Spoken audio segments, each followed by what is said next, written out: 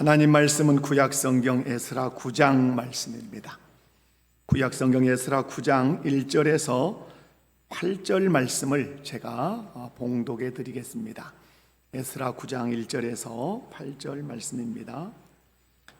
제가 먼저 1절 읽어가겠습니다. 이 일 후에 방백들이 내게 나와 이르되 이스라엘 백성과 제사장들과 레위 사람들이 이 땅 백성들에게서 떠나지 아니하고 가나안 사람들과 헷 사람들과 브리스 사람들과 여부수 사람들과 암몬 사람들과 모압 사람들과 애굽 사람들과 아모리 사람들의 가증한 이 일을 행하여 그들의 딸을 맞이하여 아내와 며느리로 삼아 거룩한 자손이 그 지방 사람들과 서로 섞이게 하는데 방백들과 고관들이 이 죄에 더욱 으뜸이 되었다 하는지라.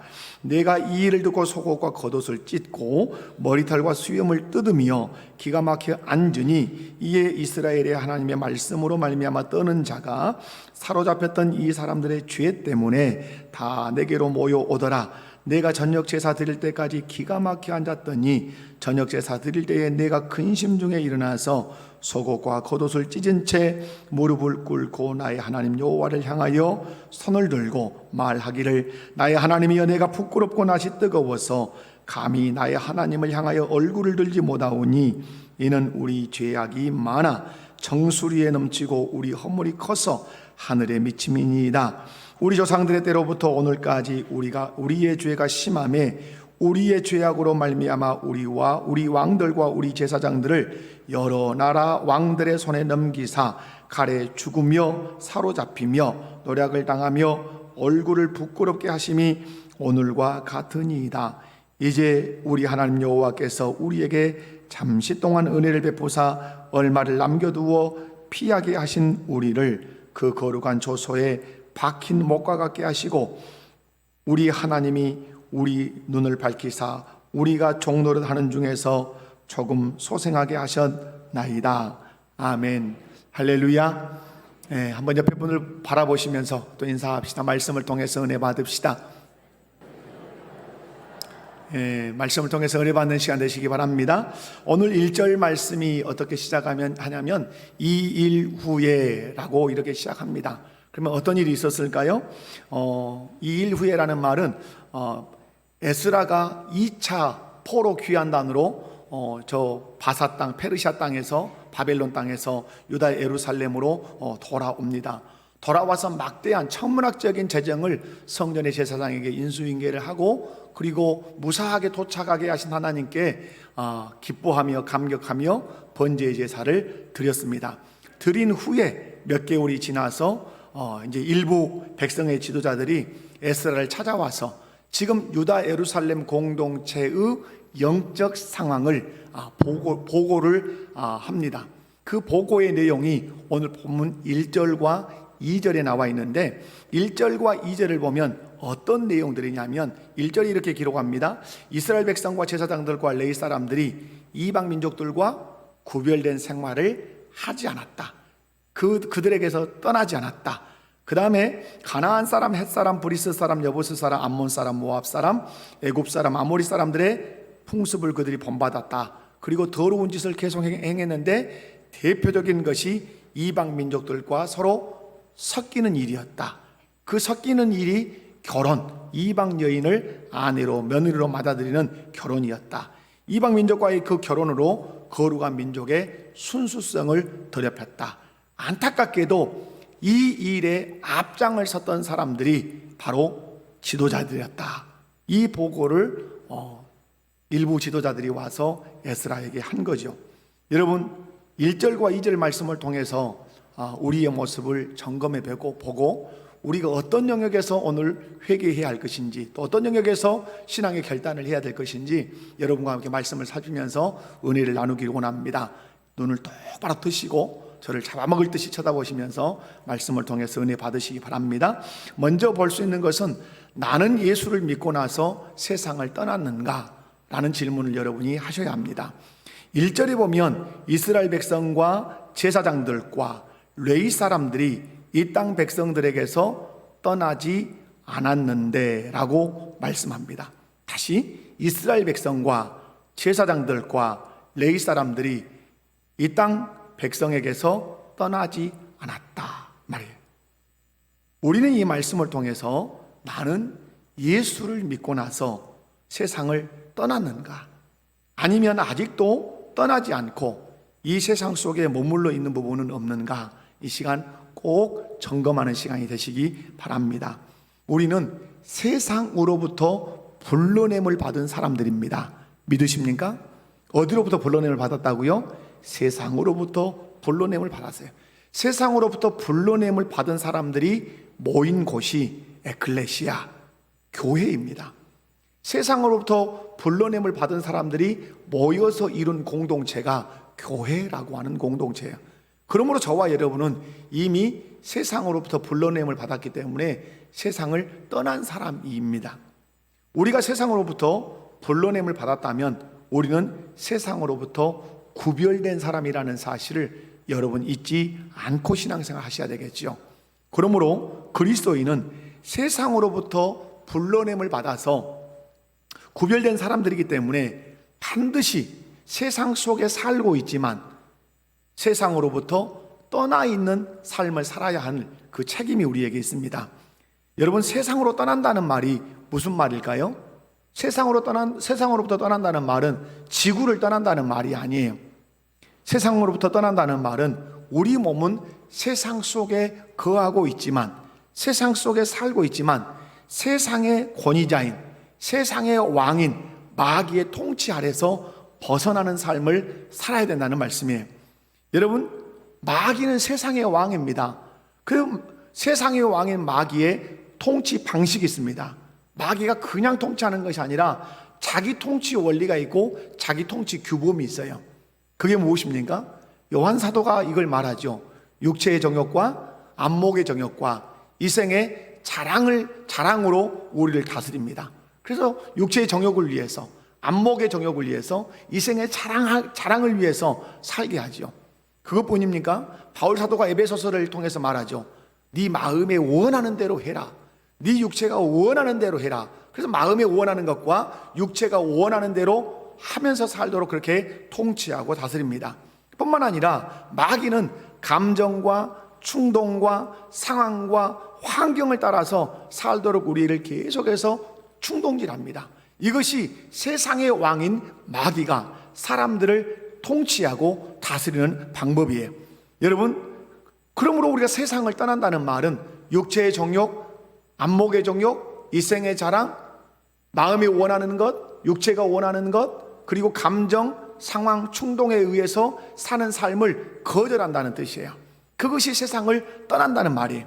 여러분, 예수님을 믿고도 세상을 떠나지 않는 사람은 여전히 육체의 정욕을 따라, 안목의 정욕을 따라, 이생의 자랑을 따라서 감정과 상황과 충동에 의해서 마음에 원하는 것과 육체가 원하는 것을 행하면서 살아요. 교회 안에 있으면서도, 예수를 믿는다고 하면서도, 하나님을 아버지라 부른다고 하면서도 아직도 세상을 떠나지 않은 사람은 그 마귀의 통치 방식의 영향을 받으면서 산다는 사실이에요. 하지만 예수님을 믿고 세상을 떠난 사람은 마귀의 통치 방식을 거절해요. 마귀의 주인됨과 마귀의 왕됨을 거절해요. 철저하게 예수 그리스도를 자신의 주인으로, 자신의 왕으로 모시고 삶의 규범을 완전히 바꿉니다.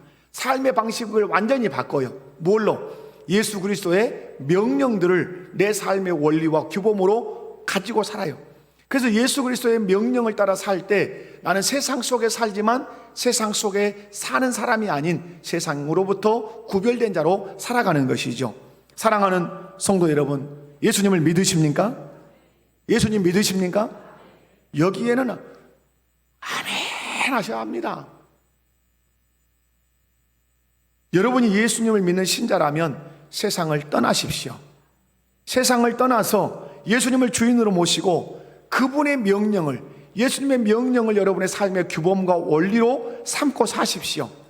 그것이 마귀를 대적하는 길이고 그것이 예수님의 통치 아래 거하는 세상을 떠난 자의, 구별된 자의, 교회에 속한 자의, 하나님 나라 속한 자의 삶이라는 사실을 여러분 기억하십시오. 여러분이 세상을 떠나서 예수 그리스도를 주인으로 모시고 그분의 명령을 삶의 원리로 삼고 살 때만 여러분의 삶에서 하나님 나라를 경험하게 될 줄로 믿습니다. 환경이 힘들고 어려워도 예수 그리스도를 주인으로 삼고 그분의 말씀을 삶의 원리로 삼으면 여러분의 심령에 기쁨이 있고 의와 평강과 희락이 넘치는 하나님 나라를 여러분의 삶의 현장에서 분명히 경험하게 될 줄로 믿습니다. 오늘 하나님이 오늘 저와 여러분에게 말씀합니다. 너 예수 믿는 신자라는데, 세상으로부터 구별되어서 교회 공동체에 속한 자인데 너 진실로 세상을 떠났느냐? 세상을 떠나서 네가 살고 있느냐? 세상의 삶의 방식을 거절하고 있느냐? 질문하고 계십니다. 오늘 마음에 점검하십시오. 나 세상을 떠났는가? 떠나지 않은 것이 있다면 떠나겠다고 다짐하시고 떠나시기 바랍니다. 두 번째로는 나는 세상 사람들이 행하는 가증한 일을 행하고 있지 않은가 점검하는 시간이 되셔야 합니다.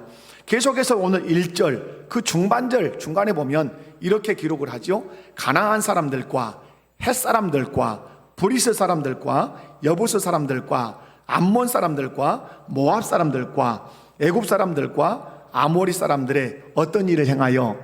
가증한 일을 행하여 라고 합니다.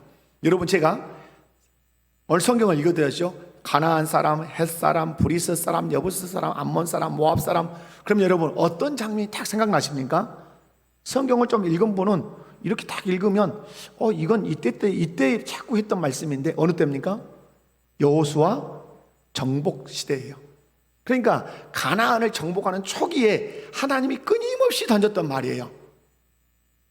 가나안 사람들 중에 헷 사람, 브리스 사람, 여부스 사람, 암몬 사람, 모압 사람, 이들을 정복해라, 그 말은. 그런데 지금 이 말씀을 하는 이유 뭐예요? 이들의 가증한 일을 행한다는 말은 마치 여호수아가 가나안 땅을 정복하는 초기와 같은 모습을 지금 갖고 있다는 것을 에스라는 기록으로 남겨주고 있는 거예요. 여러분, 이 말씀을 통해서 점검해야 되는 것, 나는 세상 사람들이 행하는 가증한 일을 행하고 있지 않은가 점검해 봐야 된다는 말. 가증하다, 엄청 기분 나쁜 말이고 또 무서운 말이에요. 누군가가 여러분을 향해서 가증하구만, 그러면 어째요? 완전히 확 돕니다. 쉬운 말이 아니에요. 그런데 하나님께서 지금 유다 예루살렘 공동체 1차 공동체 들어왔고 2차 공동체가 들어왔는데 들려오는 보고가 그거예요. 가증한 일을 행하고 있다.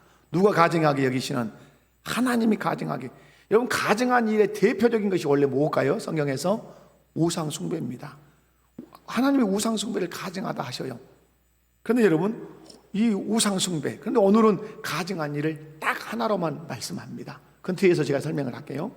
여러분, 오늘 포괄적으로 우리가 점검할 것, 하나님이 싫어하시는 가증한 일에서 내가 떠났는가 한번 점검하십시오. 가증하다는 말이 많이 나오는 대목이 레위기입니다. 특별히 레위기 18장을 보면 가증한 일이라고 말씀하시고, 이런 자는 이렇게 가증한 일을 행한 자는 백성 중에서 끊어질 거라고 말씀합니다. 그게 뭔지 아십니까? 그것이 음란입니다. 음란도 아주 구체적으로 레위기 18장은 기록합니다. 가증한 음란, 근친상간, 어머니를 범하는 가증함이 있다. 이모를 범하는 가증함이 있다. 고모를 범하는 가증함이 있다. 자기 여동생 누님을 범하는 가증함이 있다. 이런 것은 가증한 일이다. 하나님이 근친상간에 대해서 가증하다 이렇게 말씀합니다. 또 하나의 음란이 있죠. 수간입니다. 짐승과 교합하는 자는 가증한 자니라. 여인이 짐승 앞에 서는 것 가증한 일이다 이렇게 말씀해요. 그리고 동성연애, 남자와 남자가 교합하는 것, 여자와 여자가 교합하는 이 성적인 죄는 가증한 것이다 이렇게 말씀해요. 이런 죄가 저 레위기에서 이스라엘 백성들이 출애굽에서 가나안을 향해 가기 위해서 시내산에 머물렀는데 그때 주신 말씀입니다.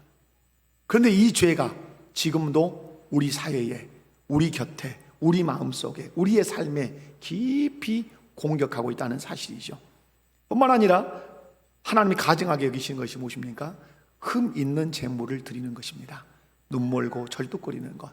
우리 자신 스스로가 흠이 있는데 그 흠 있는 걸 정결하게 만들지 않고 하나님 앞에 드릴 때 하나님이 그것 또한 우리를 가증히 여기시겠죠. 여러분은 세상 사람들이 행하는 그 가증한 일을 행하고 있지 않는가 한번 점검해 보시기 바랍니다. 여러분, 예수 믿을 때, 특별히 학습받을 때, 세례받을 때 던지는 질문이죠. 술, 담배 추초하면 세례 주지 않죠, 원칙적으로. 아직도 예수를 믿으면서 연약한 가운데 음주 가운데 출중하신 분들 계시다면 떠나셔야 합니다. 예수 믿어도 한 잔씩 해야 돼. 동창회 가서 한 잔, 등산 모임 가서 한 잔, 개 모임 가서 한 잔. 부끄럽게 생각하셔야 합니다. 수치스럽게 생각하셔야 합니다. 담배 한 대씩 피워 대시는 것, 그것도 부끄럽게 생각하셔야 합니다. 예수 믿는 사람들이 앞일이 답답하면 하나님께 기도하기보다 점집에 찾아가는 것, 그건 참으로 하나님이 가증히 여기시는 것이죠. 가나안 땅에 들어갈 때 신접한 자들 다 없애라, 하나님 말씀하신 것입니다. 가증하니까. 요즘 바로 우리 교회 아래 내려가 봐도 타로 카페가 있습니다. 심심풀이로 평화의 광장 가면 타로 카페, 타로 점 보는 데가 있죠. 심심풀이로 타로 카페가 타로점을 본다? 하나님 가증히 여기시는 거죠. 심심풀이로 손 내놓고 손금을 본다? 하나님 가증하게 여기시는 일이죠. 토박판에 앉아서 토박하는 것, 포카, 하투, 아니면 저 강원도 정선에 가서 한번 땡기는 이런 일들 다 가증한 일입니다. 여러분, 떠나셔야 합니다. 그건 세상 사람들이 행하는 가증한 일이에요. 그리고 더더욱 가증한 일이 무엇입니까? 인터넷상에 파놓은 그 음란물에 덫에 걸려서 허우적거리는 남성, 여성, 청소년, 우리 자녀들, 거기서 떠나야 합니다. 세상은 우리를 가증한 일을 행하도록 그렇게 유혹을 합니다. 그러나 하나님은 말씀합니다. 가증한 일 하면 안 된다. 내가 거룩하니 너희 거룩해야 된다. 이렇게 말씀해요. 지금 게임 산업이라고 하는 것을 긍정적으로 얘기하는 분들이 계십니다. 그러나 그 게임에 나오는 모든 캐릭터, 어떤 모양을 하고 있는가? 거기서 외치는 구호는 무엇인가? 죽이라고 하는 것이 사람의 머리통을 향해 총을 쏴서 피가 난자 하는 것을 막 즐기는 그런 게임들이 지극히 성경적인가? 질문하셔야 하지요. 그것이 하나님 보시기에 가증할 것인가 아닌가를 깊이 고민하시고 가증하다 여기시면 그 게임에서도 떠나셔야 합니다. 만약 그런 자리에 머물러 있다면 속히 그 자리를 떠나서 예수 그리스도께로 돌아오시기 바랍니다. 롯이 소돔성을 떠나듯이 속히 멸망의 자리를 떠나셔서 예수 그리스도 앞에 무릎을 꿇고 회개하십시오. 그래서 하나님의 엄중한 그 불심판을 피하시기 바랍니다. 하나님께서는 레위기 18장 29절을 통해서 이렇게 말씀하십니다. 이 가증한 모든 일을 행하는 자는 그 백성 중에서 끊어지리라. 가증한 일을 행하는 자는 하나님이 우리로 얘기하면 천국 못 들게 한다. 백성 중에서 끊어질 것이다. 이렇게 말씀해요. 그러나 가증한 일을 행했다 할지라도 살 수 있는 길이 있습니다. 그것은 바로 예수 그리스도 앞에 나아가는 것입니다. 그 죄의 짐을 걸머지고 예수 그리스도 앞에 나가서 고백하는 것입니다. 하나님께서 싫어하시는 가증한 일을 내가 행했습니다. 이제 그 가증한 일을 벗어버리고 싶습니다. 하나님 용서해 주십시오. 예수 그리스도의 보혈의 공로를 의지하고 충심으로 회개하고 그 악한 길에서 떠나 겸손하게 하나님의 은혜를 구하면 그 가증한 죄를 우리 하나님께서 용서해 주실 줄로 믿습니다. 너희 죄가 추홍같이 불고도 너희 죄가 진홍같이 불고도 내가 흰눈보다 양털보다 더 희게 하리라. 하나님이 우리에게 베푸시는 자비요 사랑입니다. 용서해 주실 뿐만 아니라 하나님께서 가증히 여기시는 죄로 인해서 병들었던 우리의 영혼, 우리의 육체, 예수 그리스도께서 성령을 통해서 고쳐주시고 회복시켜 주실 줄로 믿습니다. 사랑하는 우리 목포교회 모든 성도 여러분, 오늘 예루살렘 유다 공동체, 2차 포로기한 공동체가 경험하고 있는 것, 지금 성전이 건축되어서 80년이나 지난 이 시점에서 유다 예루살렘 공동체가 가증한 일에서 떠나지 않고 있다는 것은 너무나 비참한 것입니다. 우리가 교회 안에 머물고 있으면서도, 예수 믿고 교회 안에 머물고 있으면서도 지금까지 가증한 일을 행하고 있다면 비참하고 비참한 일이죠. 그 길에서 떠나서 예수 앞에 엎드려서 용서를 받고 새로운 삶을 사는 저와 여러분 되시기를 주님의 이름으로 축원합니다. 세 번째로는 나는 결혼을 어떻게 생각하는가입니다. 오늘 본문 2절 말씀을 보면 가증한 일을 이렇게 소개합니다. 그들의 딸을 맞이하여 아내와 며느리로 삼아 거룩한 자손이 그 지방 사람들과 서로 섞이게 하는데, 자, 딸을 맞이해서 아내로 삼았다, 며느리로 삼았다. 이거 뭘 얘기하는 거죠? 혼인을 얘기하는 것이죠. 결혼을 얘기하는 거란 말이에요. 그런데 오늘 말씀에 결혼을 어떠하다고 말씀하죠? 결혼이 가증하다 이렇게 말씀합니다.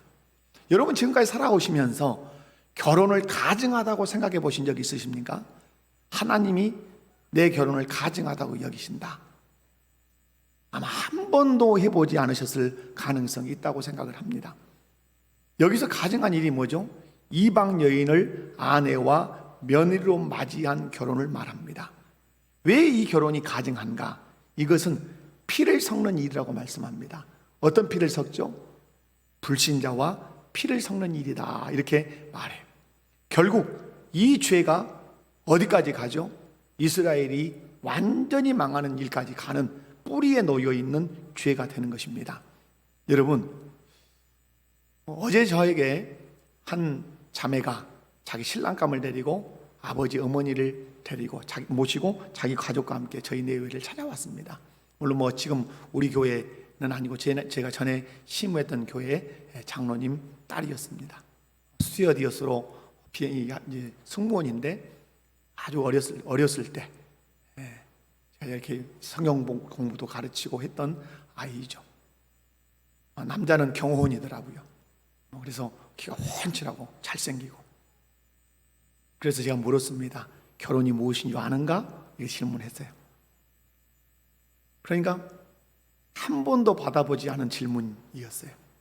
결혼이 무엇인 줄 아는가? 눈을 동그랗게 뜨고 저를 쳐다봤어요. 그렇지, 처음 들어본 질문이겠지. 그러나 결혼은 배워서 해야 된다네. 결혼은 그래서 결혼 예비 학교 하면 좋겠다.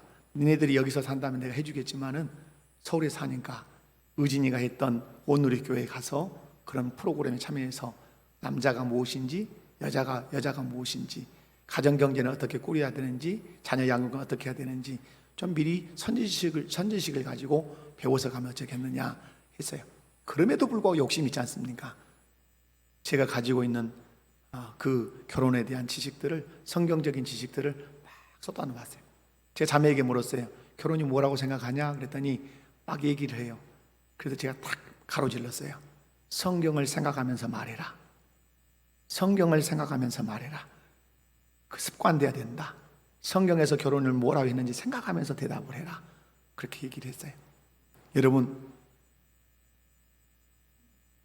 오늘 성경은 결혼을 가증한 결혼이라고 이렇게 말합니다. 어떤 결혼을? 이방 여인을 아내로 며느리로 맞이한 그 결혼을 그렇게 말하죠. 왜 그러는가? 그것은 섞이는 거예요. 섞이면 뭐가 밀려옵니까? 죄가 밀려옵니다. 그 결과 하나님의 심판을 받는 결과로 와요. 이것이 섞임의 전형의 모습이에요. 여러분, 처음으로 이방의 여인들과 결혼을 통해서 섞이는 이 문제가 어디서 나올까요? 이 결혼 문제를 심각하게 다루고 있는 것이 창세기 6장에 나옵니다. 창세기 6장 1절과 2절을 보면 이렇게 기록을 하고 있습니다. 사람이 땅 위에 번성하기 시작할 때에 그들에게서 딸들이 나니 하나님의 아들들이 사람의 딸들의 아름다움을 보고 자기들이 좋아하는 모든 여자를 아내로 삼는지라. 여기서 두 부류를 말합니다. 하나님의 아들들, 사람의 딸들. 이게 누구냐 하는 신학적 논쟁이 많이 있었지만 지금은 정리가 돼 있죠. 하나님의 아들들이 누굴까요? 아담의 후손에서 아벨이 죽고 하나님이 셋을 주셨죠. 셋의 후손이 하나님의 아들들입니다. 그러면 사람의 딸들은 누굴까요? 가인 계열의 여성들입니다. 셋 계열이 가인 계열과 결혼하는 것을 하나님의 아들들과 사람의 딸들이 이렇게 섞였다 이렇게 말해요. 여러분, 이 통혼이 딱 시작되자 6장 3절에 가면 어떤 큰 사건이 나오죠? 하나님의 영이 그들을 떠나버립니다. 하나님의 영 성령이 그들을 딱 떠나버려요. 그러니까 그들의 몸이 뭐가 되죠? 육체가 됩니다. 하나님의 영이 없는 육체가 된 그 인생들이 할 수 있는 일은 한 가지밖에 없습니다. 그건 죄 짓는 것입니다. 열심히 죄를 짓습니다. 열심히 죄를 지으니까 하나님이 그 인간을 보고 한탄하십니다. 지으셨으면 한탄하죠. 그리고 그 죄를 관영하게 하니까 하나님이 선언하십니다. 심판하겠다. 그 심판이 어떤 심판입니까? 홍수 심판입니다. 그래서 6장에서 열심히 6장과 7장에서 열심히 이제 방주를 짓습니다. 그리고 8장에서 홍수 심판이 전 지구에 내려지는 것을 볼 수 있습니다. 이것이 이제 심판의 전형으로 이스라엘 역사에 흘러갑니다. 항상 이스라엘이 죄를 지을 때는 통혼의 문제가 생깁니다. 이방인 여인을 맞이하는 결혼 문제가 생겨요. 그러면 그 이방 여인이 들어올 때 함께 끌고 들어오는 것이 항상 있습니다. 그게 뭡니까? 1. 우상입니다. 우상은 우상만 오는 게 아니에요. 우상의 세계관이 따라옵니다. 우상의 문화가 따라옵니다. 그래서 그 공동체에 누룩처럼 번져서 그 공동체를 병들게 합니다. 그러면 하나님이 선언하십니다. 무엇을? 심판을. 그래서 아수르에게 북이스라엘이 망하고 바벨론에게 남유다가 그렇게 망하는 것이에요. 그래서 이스라엘의 역사에 항상 죄 짓는 그 뿌리를 찾아가 보면 통혼 문제가 있습니다. 여러분, 이스라엘 역사를 보면 솔로몬 왕이 나옵니다.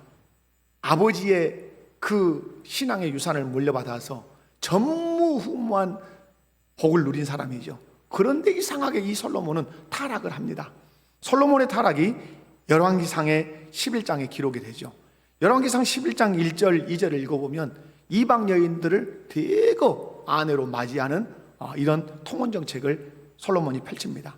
그런데 3절, 4절, 5절, 6절 쭉 읽어가 보면 그 여인들이 막 끌고 들어옵니다. 뭘 끌고 들어오죠? 우상들을 끌고 들어옵니다. 우상의 세계관으로 그래서 이스라엘 백성들이 삽니다. 우상의 문화를 따라 막 살기 시작합니다. 하나님을 다 버려버립니다. 그래서 하나님께서 심판을 선언하십니다. 네 나라를 둘로 찢어버릴 것이다. 그래서 남과 북으로 갈릴 것이다. 네 때는 하지 않지만 네 아들의 때 가서 갈릴 것이다. 그 르호보암 때 가서 르호보암과 여로보암으로 남북이 갈라지죠. 갈라져서 이제 남왕국과 북왕국으로 진학합니다. 그러나 그 남왕국과 북왕국의 멸망을 보아도 통혼 때문에 망합니다. 또 통혼해서 우상 숭배하고 하나님의 심판해서 나라가 다 사라져버리죠. 사랑하는 성도 여러분, 이 말씀을 통해서 나는 결혼을 어떻게 생각하는가 점검해 봐야 돼요. 특별히 예수 믿지 않는 사람들과 결혼하는 것을 어떻게 생각하는가 생각해 보셔야 되죠. 그러면 어떤 분들이 이렇게 얘기하죠. 나 결혼해서 예수 믿지 않는 남자와 결혼해서 지금 우리 신랑 집사도 되고 장로도 되고 그랬는데요. 여러분, 큰 은혜인 줄 아십시오. 내가 예수 믿지 않은 아내와 결혼했는데 집사도 되고 권사도 되고 열심히 하는데요. 여러분, 큰 은혜입니다. 기적입니다. 기적이에요. 그러나 여러분, 하나님이 원하시는 결혼 정의를 딱 해볼게요. 하나님이 원하시는 결혼은 어떤 걸까요? 부부가 함께 기쁨으로 믿음 생활을 할 수 있는 결혼이어야 하나님이 기뻐하시는 결혼입니다. 부부가 함께 기쁨으로 누구를 섬길 수 있는, 하나님을 섬길 수 있는 결혼이어야 돼요. 이 전제를 가지고 결혼을 생각하셔야 돼요. 그런데 우리는 그렇게 생각하지 않습니다. 남자의 조건, 외모, 여자의 조건, 여자의 외모, 그리고 내 감정, 이것에 충실합니다. 그래서 불신자 남편, 불신 아내와 결혼합니다. 그리고 신앙생활 해갈 때 아주 힘겨운 자기 마음에 있는 신앙의 열정을 불태우지 못하면서 5년, 10년, 20년 이렇게 막 지나갑니다. 여러분이 신실한 그리스도인이라면 여러분 안에 근본적인 생각이 있을 거예요. 내가 하나님을 사랑하고 신실한 그리스도인이라면 근본적인 마음이 뭘까요? 교회를 신실하게 섬기고 싶다. 열심을 다해서 주의 몸된 교회를 섬기고 싶다는 마음이 근본적으로 여러분 마음에 있을 거예요. 주일에 남편과 아내가 함께 예배당에 가서 예배드리는 것 당연하게 여기는 부부, 교회에서 봉사할 때 함께 봉사하는 것 이걸 당연히 여기는 부부, 헌금을 해도 서로 의논하고 기쁨으로 드릴 수 있는 이런 부부, 이것이 하나님이 원하시는 결혼이라고 하는 사실이죠.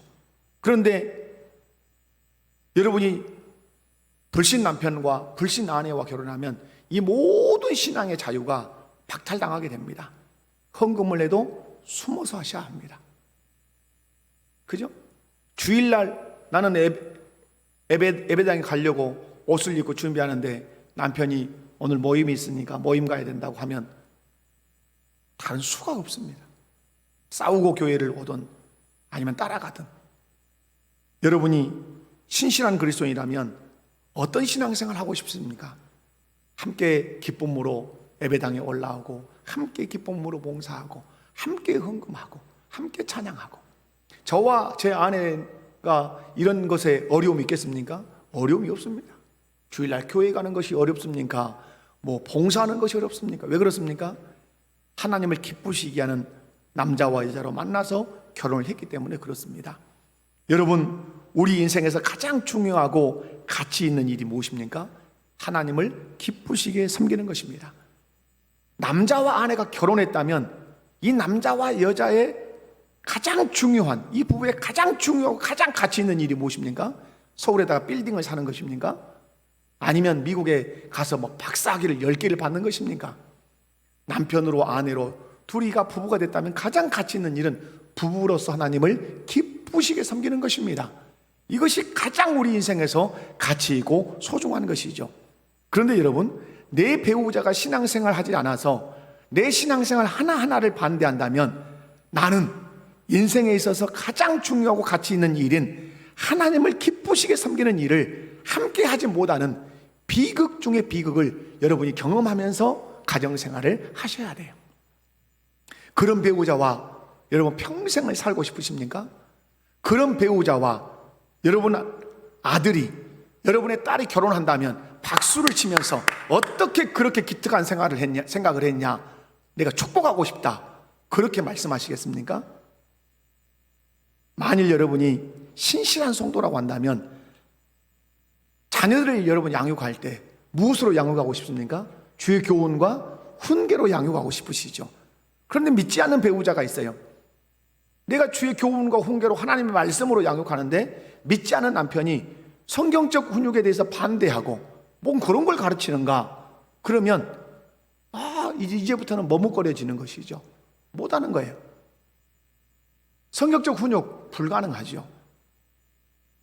그래서 아버지는 세상적인 것을 가르치고 엄마는 한쪽에서 성경적인 훈육을 하면 그 두 가지 잣대를 가지고 훈육해 오는 아버지와 엄마 사이에 있는 아이들은 혼란에 빠질 수밖에 없는 것이죠.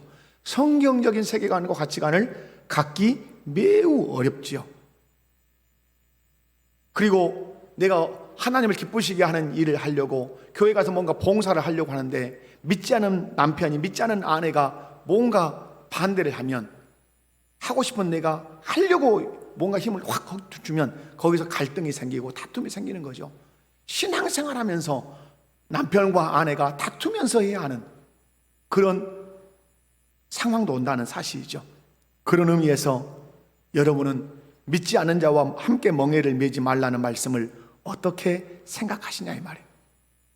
아이고 전도하면 되지요. 아이고 선교사적인 마음으로 결혼하면 되지요. 하실 수 있어요. 하실 수 없다는 말 아니에요. 그런 각오를 하셨다면 하실 수 있지요. 그러나 하나님은 근본적으로 처음에 말씀하실 때 어떻게 잘 생각하시기 바랍니다. 그래서 여러분의 자녀들 결혼시킬 때 결혼이 무엇인가 진지하게 성경적으로 생각하시고 그렇게 결혼을 계획하시면 좋겠어요. 하나 더 있습니다. 네 번째로는 나는 어떤 부분에 으뜸인가. 2절에 보면 그들의 딸을 맞이하여 아내와 며느리로 삼아 거룩한 자손이 그 지방 사람들과 서로 섞이게 하는데 방백들과 고관들이 이 죄에 더욱 어떠하였다. 방송실에서 안 띄워주니까 이제 까마득하죠. 성경을 자꾸 들여다보세요. 성경을. 이 죄에 어떻게 되었다? 더욱 으뜸이 되었다. 여러분, 우리 이 말씀을 통해서 어떤 일에 으뜸이 되고 있는가 점검해 보자 이 말입니다. 오늘 본문에 등장하는 사람들처럼 죄 짓는 일에 으뜸인지 아니면 하나님을 기쁘시게 하는 영적인 일에 으뜸인지 살펴볼 필요가 꼭 있습니다. 가정 안에서 나는 아버지로서 죄 짓는 일에 으뜸인가 아니면 신앙적으로 살아가는데 으뜸인가? 어머니로서, 아들로서, 딸로서 나는 어떤 일에 으뜸이 되고 있는지 점검해 볼 필요가 있어요. 특별히 오늘 말씀 보면 누가 이 죄 짓는 일에 으뜸이었다 그래요? 지도자들이 이 죄에 더욱 으뜸이 되었다고 이렇게 고발하는 것을 볼 수 있어요. 여러분, 이 말씀을 통해서 우리에게 교훈하시는 건 뭐예요? 교회 안에 있는 지도자들이 자기의 모습을 성찰해야 할 필요성을 우리에게 강조한다고 봅니다. 여러분, 교회 안에서 장로님들, 안수집사님들, 권사님들, 지도자입니다. 한번 우리 장로님들, 안수집사님, 권사님들 딱 손을 가슴에 한번 올려봐요. 그리고 말합니다. 나는 지도자입니다. 무엇이요? 나는 지도자입니다. 나는 지도자입니다. 여러분, 손 내리시고요. 교회의 지도자는 학력을 가지고 세우지 않습니다. 교회의 지도자는 세상의 명예로 세우지 않습니다. 교회의 지도자는 세상의 그 어떤 것으로 물질로 세우지 않아요. 교회 지도자는 초등학교만 나왔어도 장로로 세우고 집사로 세우고 권사로 세웁니다. 물질이 없어도 명예가 없어도 건강이 연약해도 교회의 지도자를 하나님 그렇게 세우십니다. 그렇다면 교회의 지도자로서 어떤 일에 으뜸이 되어야 되는가? 하나님을 사랑하는 일에 으뜸이 되셔야 합니다. 하나님의 말씀에 순종하는 일에 으뜸이 되셔야 합니다. 하나님의 뜻을 이루는 일에 으뜸이 되셔야 합니다. 저는 지난 한 주간 동안 항존직원 특별 새벽 기도회를 했습니다. 겸손히 하나님의 얼굴을 구하자. 겸손의 모습을 하나님 앞에 보여라. 그래서 항존직원 특별 새벽 기도를 했어요. 나와서 함께한 모든 분들에게 심심한 감사의 마음을 제가 전합니다. 그러나 교회가 정하고 광고하면 그 일에 누가 가장 으뜸이 돼야 되죠? 장로님, 안수집사님, 권사님들이 가장 으뜸이 돼야 돼요. 꽉 차야 돼요. 한 명의 결석이 없어야 돼요. 그런데 안타까운 건 뭐죠? 전혀 미동하지 않는 분들이 종종 있습니다. 저는 늘 여기에는 고민이 있어요. 잘 들으세요. 여기에는 고민이 있어요. 이게 어디에서 통하는 일일까? 이 생각을 합니다. 개군들 모여서 개군들이 광고하고 하는 일에 통하는 일일까? 동창회에서 동창들이 광고하는 일에 통하는 일일까? 자기 집에서 자기 집이 정한 일에 통하는 일일까? 저는 늘 질문을 해봐요. 왜 교회에서만큼은 교회가 광고하는 일에 코로 방구도 안 낄까? 그것은 교회의 머리가 되신 주를 대단히 멸시하는 행위고 교회의 권위에 대해서 대단히 반하는 행동이라고 생각합니다. 여러분, 상식이 있어야 합니다. 무엇이 있어야 된다고요? 상식이 있어야 돼요. 그건 신앙을 떼어놓고 하는 일이에요.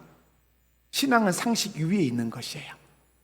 예수 믿는 사람들이 상식도 없다 그러면 안 되겠죠.